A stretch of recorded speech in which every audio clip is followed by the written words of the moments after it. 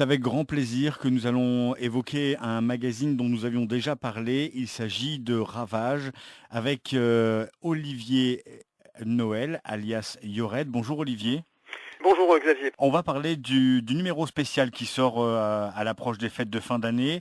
Vous aviez déjà commis le numéro un qui avait très bien marché. Du coup, vous vous êtes dit pourquoi pas un numéro 2, un numéro 2 spécial jeu de plateau, puisqu'on rappelle que Ravage, la spécialité, c'est plutôt le jeu de figurines.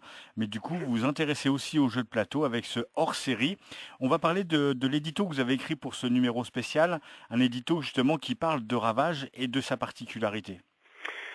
Oui, alors Ravage Figurine, tout comme Ravage de plateau, c'est un magazine qui est publié par un éditeur de presse, un vrai éditeur de presse. Derrière nous, il n'y a pas d'éditeur de jeu quelconque. Il n'y a pas de financeurs ou de personnes qui injectent de l'argent. Il n'y a pas non plus de pub qui fasse vivre. Voilà. Le magazine, c'est la raison pour laquelle toutes les personnes qui travaillent, moi le premier, nous avons une profession à côté. Et nous faisons Ravage sur notre temps de loisir. Et la réalité, c'est que si ce magazine existe, c'est uniquement parce qu'il se vend suffisamment en kiosque et en magasin pour qu'il perdure. Donc le jeu de plateau, moi c'est mon dada, même avant la figurine, hein, largement. Là je vous parle de mon sous-sol où je dois avoir 1800 jeux à peu près dans mes étagères, hein, ce qui n'est pas la plus grosse collection de France, loin de là, mais c'est quand même pas mal. Et c'est mon dada, j'ai voulu donc lancer ce Ravage plateau. On fait le deuxième parce que le premier a très bien marché. Mais les suivants, j'espère pouvoir en faire 2 par an, ne pourront se faire que si effectivement, tout bêtement, les lecteurs suivent. Hein, il n'y a pas de mystère là-dessus. Sinon, on ne pourra pas le continuer. Donc c'est pour ça que dans l'édito, je le précise aux gens. Il ne faut pas qu'ils hésitent à en parler, à partager, puis à continuer de l'acheter si ça leur plaît, bien sûr. C'est le meilleur moyen pour que le titre se pérennise et qu'on puisse continuer à accompagner longtemps les joueurs. Et on en profite pour dire qu'on peut s'abonner à Ravage Figurine normalement, mais à ce hors-série, on ne peut pas, il faut se le Et non. procurer. Voilà, pour l'instant, effectivement, on ne peut pas s'y abonner. On peut le trouver en kiosque et en magasin s'il est distribué par Asmodée, donc comme les précédents, on pourra s'y abonner que le jour où on aura on va dire un rythme de parution plus important. On espère arriver à 2 par an, mais faire un abonnement pour 2 numéros par an nous paraît un petit peu difficile. Donc pour l'instant, il n'y a pas d'abonnement de prévu. Alors un hors-série numéro 2 spécial jeu de plateau, c'est parce qu'en fait, il y a de plus en plus de jeux qui sortent et vous vous intéressez à ces jeux de plateau avec dans ce magazine la particularité d'avoir regroupé en plusieurs thèmes les jeux en fait. Oui, on va dire que voilà, les jeux plateau, il en sort de plus en plus.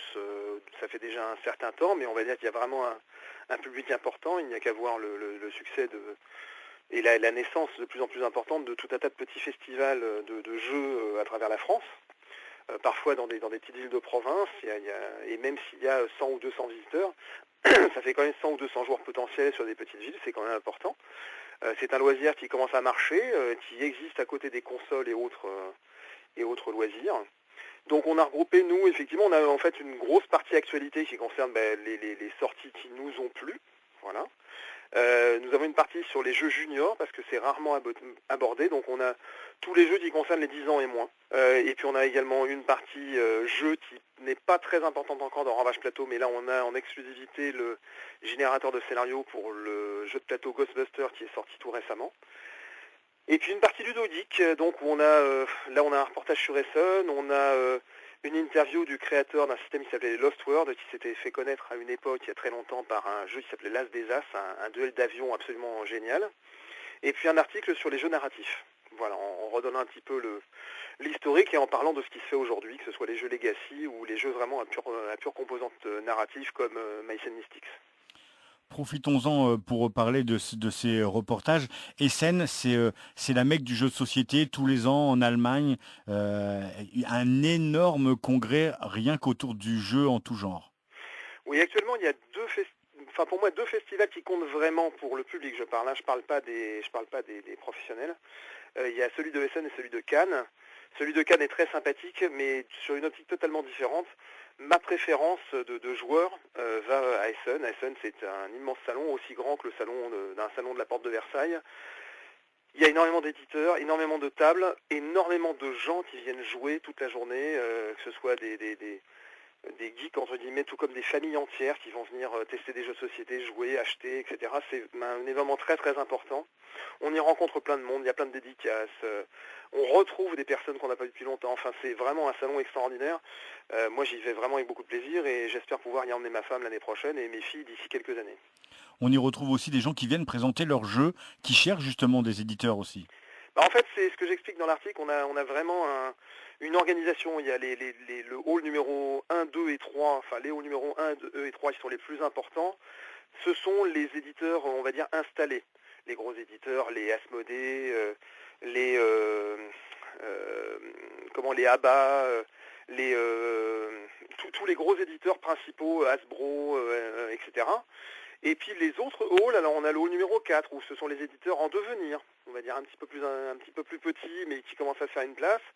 On a un hall où c'est vraiment les éditeurs geeks, alors là c'est le jeu de figurines, enfin vraiment les trucs pour les connaisseurs. Et puis tout un tas de petites boîtes françaises par exemple, pas mal, qui viennent avec leurs jeux. Et ils commencent à se faire un nom, ils essayent de... Voilà, et puis au fur et à mesure de leur éventuellement succès, eh ben, ils vont avancer de hall. C'est vraiment étonnant, il y a comme une hiérarchie dans l'emplacement des éditeurs sur Essen. Dans ce magazine, il y a aussi un reportage sur ces jeux avec une composante narrative qui est importante, des jeux qui marchent de plus en plus. Oui, alors en fait, l'idée c'est de ces jeux-là, le plus souvent, c'est de remplacer un joueur par l'ordinateur. Des jeux comme Les Demeures de l'Épouvante ou Descent réclament un joueur qui va être entre guillemets le maître de jeu et d'autres personnes qui vont jouer contre lui avec leur personnage. L'avantage d'utiliser un programme, une application, c'est qu'en fait on joue tous ensemble contre la machine. Donc c'est beaucoup plus agréable, enfin après c'est une question de goût, mais c'est le cas des Demeures de l'Épouvante, effectivement, la nouvelle édition, il y a vraiment une petite application qui est vraiment très très sympathique, avec les bruitages, les dessins, les plans, et il y a la même chose effectivement pour Descent. Donc aujourd'hui c'est quelque chose qui va se multiplier, on avait eu ça aussi sur XCOM qui était sorti il y a quelques temps. Ça va se faire de plus en plus parce qu'il est logique d'inclure la technologie à partir du moment où elle peut apporter quelque chose à nos jeux. Il est toujours très compliqué de sélectionner parmi ses copains celui qui va être le méchant dans le jeu, hein. Oui, c'est un peu ça. C'est-à-dire qu'être maître de jeu, c'est un plaisir à part entière en tant que joueur de jeu de rôle, c'est quelque chose que j'aime beaucoup.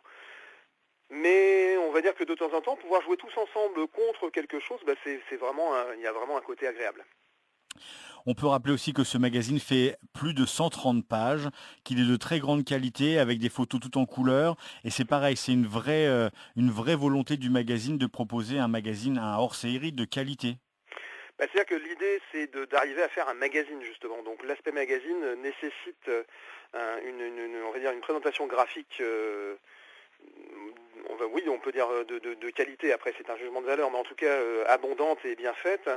On a parfois d'ailleurs des soucis avec des éditeurs qui n'ont pas du tout compris le système, qui continuent à envoyer des images en basse définition, et c'est vraiment dommage parce que leurs jeux, souvent, on est obligé de les reléguer aux pages de news, parce qu'on n'avait pas la matière pour illustrer des grandes pages comme on le fait d'habitude. Donc près de 130 pages entièrement consacrées aux jeux de plateau, on l'a bien compris. Il y en aura pour tous les goûts, c'est ça qui est génial. Avec un petit coup de cœur pour les jeux, pour les enfants, ceux de moins de 10 ans qu'on a envie de gâter à l'approche des fêtes de fin d'année. Oui, et puis aujourd'hui, dans ce domaine, il y a vraiment des progrès avec des jeux qui ont été adaptés, comme Les Aventuriers du Rail ou l'âge de Pierre, qui sont vraiment des jeux qui permettent d'initier les enfants aux mécanismes qu'ils utiliseront sur des jeux de société quand ils seront plus grands.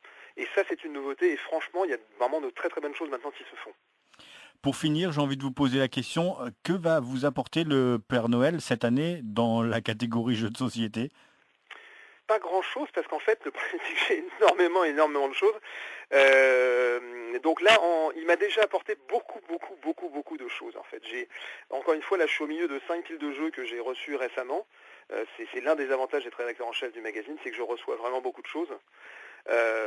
Donc non, je ne demande pas de jeux à Noël parce que les gens me disent ah non ça va pas, on va pas en plus t'offrir des jeux, la cave est déjà pleine. Et s'il y en avait un qui vous manquait ? S'il y en a un qui me manque, je suis en train d'essayer d'obtenir un jeu qui s'appelle Peau rouge et long couteau, que je connaissais quand j'étais petit, et Croc me l'a remis en mémoire dans l'article à son sujet qui s'appelle La Madeleine de Croc. c'est le jeu qui lui a permis en fait de s'initier à tout ce qui était jeu de société comme ça. C'était un jeu de cow-boy et d'indiens italien de stratégie avec des soldats entre guillemets. Je suis en train d'essayer de l'acquérir. On vous Voilà. souhaite de bonnes fêtes de fin d'année et on rappelle que ce magazine, 132 pages, très bien illustré, autour du jeu de société en long, en large et en travers, est disponible dans quelques jours Oui, dans c'est vos ça, ce livres. sera avant la fin de l'année. Voilà, sûr. On l'espère avant Noël, mais c'est moins certain. Maintenant, c'est entre les mains du maquettiste. Moi, j'ai tout fait. J'attends. Et il y aura également 2 cartes exclusives Timeline dedans. Tu ne trouveras que dans ce magazine. Merci beaucoup, à Voilà. bientôt. À bientôt. Au revoir.